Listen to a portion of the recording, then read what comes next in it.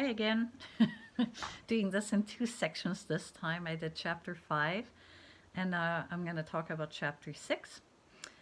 Chapter 6 is about counterwill. Counterwill is an instinctive automatic resistance to any sense of being forced, controlled, or pressured to do something.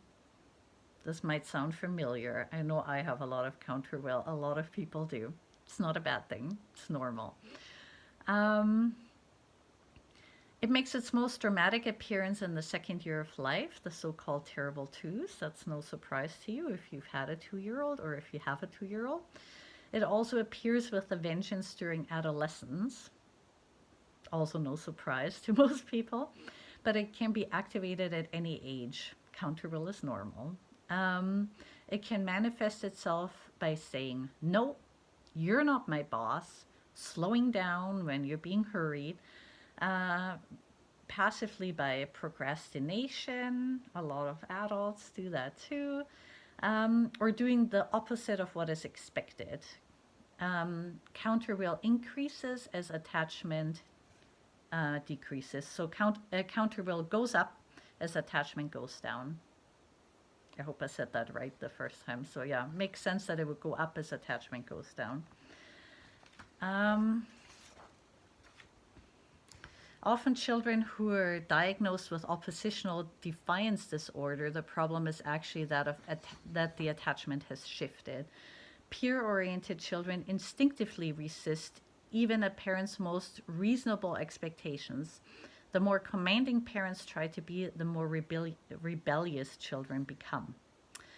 Uh, so the natural purpose of counterwill is that it's a natural defense that repels the commands and influence of those outside of the children's attachment circle.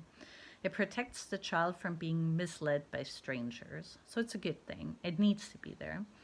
Counterwill also fosters the growth of the young person's internal will and autonomy. We all start out totally dependent as infants and eventually have to develop a will of our own, which starts when we're toddlers.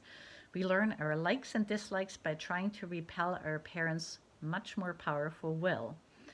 There are moments when we have to exert our will over our child as a parent, of course. For example, you have to put them in their car seat or get them to wear a seatbelt when they're older. Moments like this are unavoidable in parenting, but it's wise to keep them to a minimum so you don't make everything into like a power struggle with them. Like sometimes they have to listen and that's that, but keep it to a minimum. We may believe that our child is stubborn and willful and that we have to break them of their defiant ways. It's common to mistake counterwill for strength on the part of the child as the child's purposeful attempt to get his or her own way. It feels like that to the parent lots of times, for sure. But what is strong is not the child's will, it's the defense reaction. So counterwill happens to the child rather than being instigated by the child. It's an automatic reaction that they can't control lots of times. So don't hold it against them too much. The best reason for counterwill is when it arises as a healthy drive for independence. Me do it. Getting dressed or coming up with their own ideas. Counterwill serves the purpose of protecting the child to become an extension of anyone else, even the parent. Because, you don't want to have like a little puppet, right? You do want them to become independent and, bit by bit, where it makes sense in little ways. As genuine independence develops and maturation occurs, counterwill fades. So when you actually do become more independent, then you don't have to be so contrary to everything. A mature person does not need to automatically reject someone else's will. As a mature person, you can decide when it makes sense and when it doesn't make sense to reject somebody else's will. You have some control over that. Sometimes the rejection of the parent from the peer-oriented child seems like regular teenage rebellion. There's a foolproof way to distinguish between peer-oriented counterwill from the real drive for independence.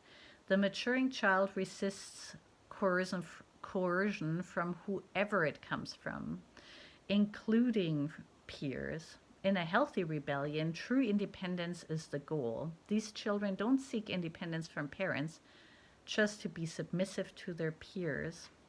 I think this is really interesting and something to keep in mind for when you have teenagers that, yeah, if they're rebelling a lot against everybody, then it's a regular rebellion. But if they're only rebelling against you, but then with their peers, they do everything the peer wants, like the most crazy things, then they're peer attached.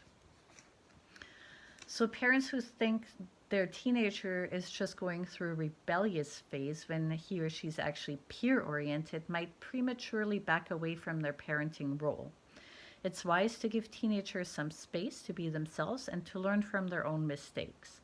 But keep in mind that they still need us, and if they are peer-oriented, we need to woo them back to get their cues from us.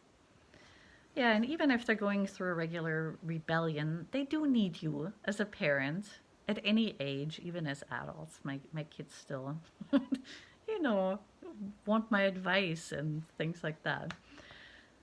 Sometimes parents think their child has all the power. Even babies can be perceived that way. Sometimes parents see them as controlling their schedule, sabotaging your plans, robbing you of your sleep, ruling the roost.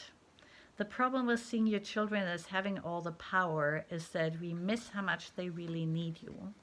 So yeah, it can feel that way for sure because they have a lot of needs and they do need you to take care of them. They're not doing it because they're so bossy or because they're so powerful. They're doing it because they need you very much. And so don't try to, don't think of that as a negative thing or as manipulation or anything.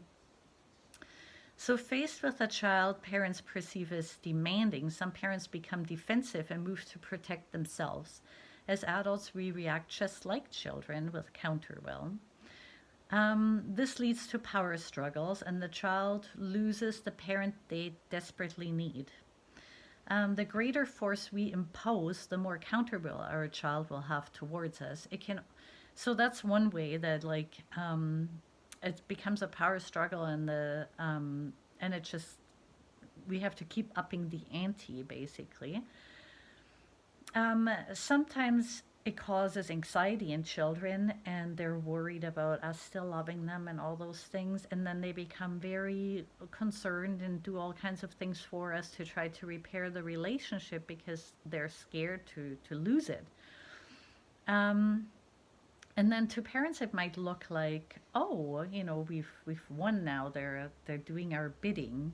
But if it comes from a place of anxiety, then it just means we have made the relationship weaker now, which means we can be replaced by peers more easily. So anytime we exert a lot of force and use scare tactics or whatever, it's not going to be in our favor in the long run. It might work in the short term because they might be scared now and do what we tell them to do. But really, they should do what we ask them to because we have a good relationship and we ask it and they want to do it. And for the most part, that should work without a lot of force. It's instinctive when experiencing a lack of power to look for leverage, whether we're trying to move a rock or a child. Usually this happens in the form of bribery or coercion. Instead of asking a child to set the table, a parent might say, if you set the table, you'll get a favorite dessert. Or if reminding a child to do homework, we may threaten to withdraw a privilege. We might use a more threatening tone or demeanor. As our power to parent decreases, punishments and rewards increase. Some parents complain that they've run out of things to take away from their children. In other areas of life, we would see the use of leverage as manipulation. In parenting, it has become normal and appropriate. Not that it is, but that's how people think of it. Such measures should be a last resort.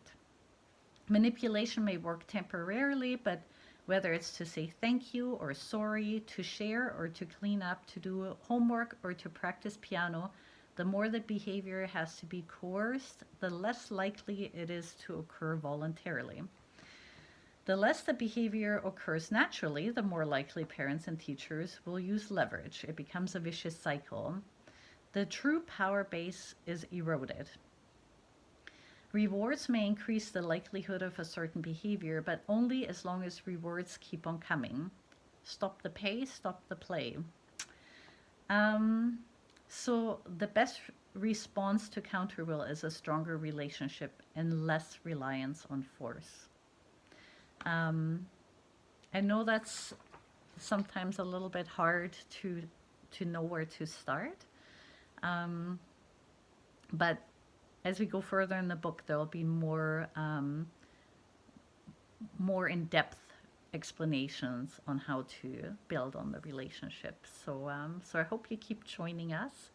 And if you like the video, maybe press like, because that helps me know how many people watched it. Thanks for your time. That was chapter 6. See you next time.